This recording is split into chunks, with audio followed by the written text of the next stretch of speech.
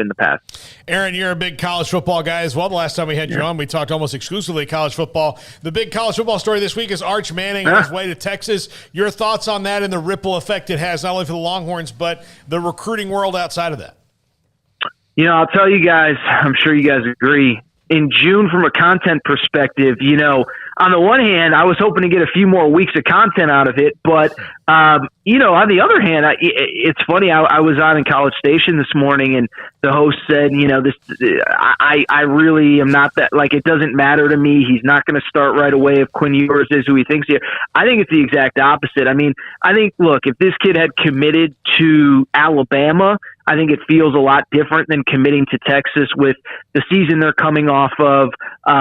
Steve Sarkisian's track record as a head coach, the move to the SEC. I find it absolutely fascinating. I think my biggest takeaway, I threw it out on social media when I saw the commitment, and I stand by it, is a couple things. Is one, I know you guys live it every day down there, but the what is it going to take for Texas to get back conversation?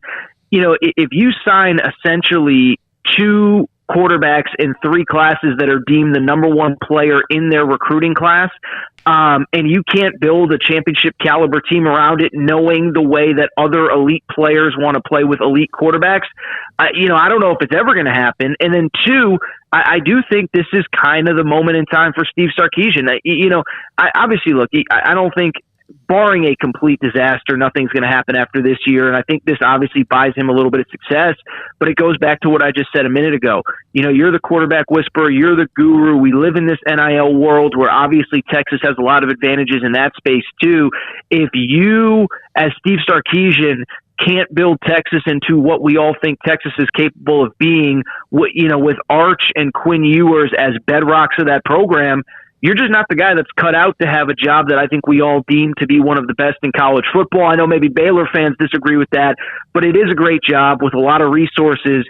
And if you can't elevate that program, and I know they're going to the SEC, and I'm not saying they need to compete with Bama tomorrow or Georgia tomorrow, but if you can't elevate that program again with a bedrock of both Quinn Ewers over the next 2-3 years and then Arch Manning to immediately follow him, I don't really know what else can really be done, or maybe it just speaks to another miss in terms of the coaching hire. I do find it fascinating, though. I really do. And and I'll say this, I know I'm going long here. I'll just say really quickly, I think with Steve Sarkisian's track record, Texas's track record, the transfer portal, I don't think this story is anywhere near done. Not hoping Texas is a disaster, not hoping anybody transfers. I don't think this story is necessarily done, though. Yeah, it's no question. They've had great talent before, but to have them back-to-back on the Aaron, thanks for your time. You guys have anything else? Thanks for your time, man. We appreciate you jumping on with us. Enjoy the weekend. All right, my pleasure, guys. Thank you all for having me. I appreciate it. Thank you. Every day, Aaron Torres, again, Fox Sports Radio on many things, a lot of it NBA draft, which he was all over, but also a little bit about college football as well. Yeah, I was caught off guard by just how different that Arch Manning commitment felt versus, basically every other one that I've ever seen. I go back to basically like the Ryan Perrilloux, Fred Rouse, like those cats back in, the early 2000s. That's how long I've been following recruiting. And there's been some guys here and there, like when Trevor Lawrence committed, or, even Quinn Ewers was a big deal. But there was something just different about Arch Manning. The fact that young man can post one tweet, his first ever tweet, and it's getting bigger numbers than like full-blown celebrities. It's just weird, and not in a good way or a bad way. I just found it strange, like why this one commitment felt different than every other commitment I've ever seen in terms of the reaction to it. And I know part of the reason why is his last name is Manning. Like that's a big part of why, is we care more because we feel like we know this guy a little bit more because we know his uncles. And we know his uncles were Super Bowl champion quarterbacks. And so, therefore, 2 + 2 equals he's going to be a Super Bowl champion quarterback and play for national titles and do all that. But, yeah, I was blown away to see that. And that's why I said yesterday, like, great for Texas, on the playing side. Like, again, I don't know if we'll ever even see him suit up in the Big 12. I don't know. If Quinn Ewers is as good as he's supposed to be, then he's going to be the starter for the next couple. Like, here's how I saw Texas fans land it out. Because I wasn't trying to get immediately into the, oh my gosh, what happens next with the dominoes? Because it's like, he just committed. Like, can we just let him be committed and then worry about all the rest of it before we give it a grade. But, I understand in social media land we have to immediately react and give it an A+ or a D- or whatever. But, again, he might not play in the Big 12 at all depending on when they exit. So let's see if the hype for Quinn Ewers is legitimate before we get too up in arms over Arch Manning's hype and whether or not he's going to turn out to be, the golden child. But they've got two incredibly popular, incredibly viral, incredibly talented quarterbacks, and it's set up so nicely for them because that move yesterday, I guess my overall point was it wasn't even so much about his play.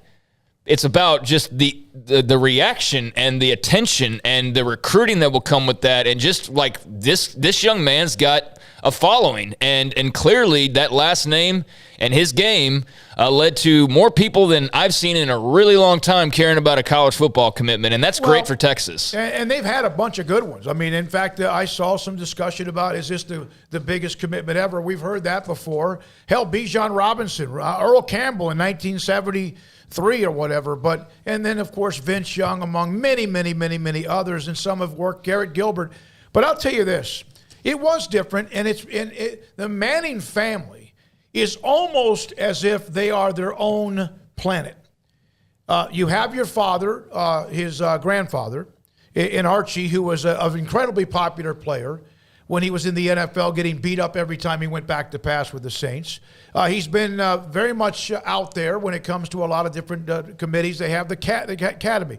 You have Peyton, who was supposed to be thought of as the perfect quarterback. And then Eli, who wins twice against Tom Brady and the New England, and one team that looked to be unbeatable, and maybe both times. And he's always thought of as the old gosh Eli, Yeah. And then on top of that, it is a family that is almost like their own franchise.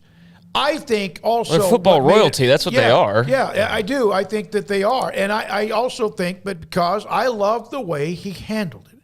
And I think that also brought more interest because you didn't see, like we said yesterday, a lot of hype of where I am or who I am or where I'm getting offers or not. It was bam.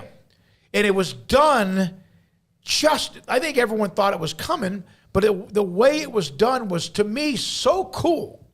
Whether he had committed to Texas, Georgia, or Alabama. Yeah. By the way, I'm going to Texas. All right, see you later. That was kind of how it felt. Well, it wasn't even see you later. Yeah. No, I do think it's interesting when the number one overall prospect in the country can just handle it that way versus the guys who put out the top 22s for just the camps they're going to. I mean, I don't want to disparage people. You want attention, that's fine, but it does look a little ridiculous when this guy can just go drama-free the entire time with the biggest schools known to mankind and just plop that commitment out there and not say a thing along the way. But there's guys who are like borderline 4-stars that have to tell us all 60 schools are visiting over the summer and then list. I just, to each their own again. I'm not trying to disparage anybody, but it's just a very different way of handling the attention. And for a guy who really could have abused all that attention and really ratcheted it up, I think it was awesome the way he handled it because that's how I imagine I would have loved to have handled it if I was in that position of just cool, calm, and collected, and boom, here's where I'm going, and no drama. I think that's great.